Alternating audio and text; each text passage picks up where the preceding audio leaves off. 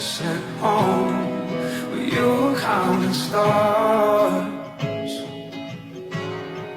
'Cause you packed your bags, had your heart set to roam when you left for Georgia.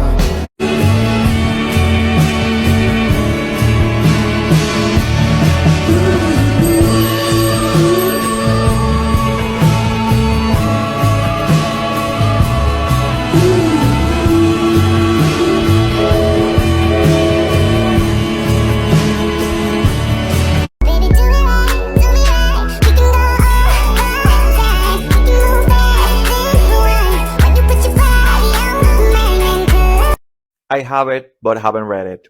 I have it, but haven't read it. I have it, but haven't read it. I have it, but haven't read it. I have it, but haven't read it. I have it, but haven't read it. Stay with me. I don't want you to leave. I just need some coffee in the morning, no sugar or tea. 'Cause I can feel my eyelids falling, they're trying to sleep. But it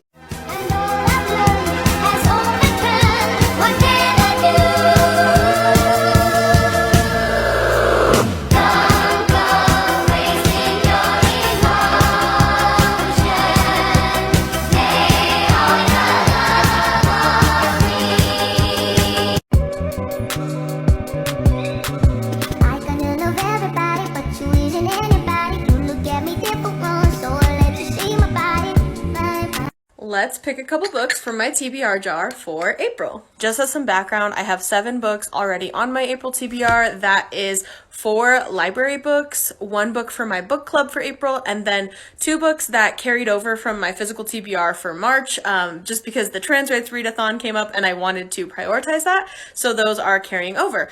So I think we're going to start with just picking 2 new picks from my jar, and then we'll see how the month goes, and if we need to pick more, we will. Let's do the first pick. Hopefully we get new prompt. Okay. This one says, book you think will scare you. Okay, this one's interesting. Let me go find something. All right, I'm gonna go with The Stroke of Winter by Wendy Webb. So this book is like a thriller horror book set off of Lake Superior about a girl who is renovating her old family home into a bed and breakfast in the middle of winter.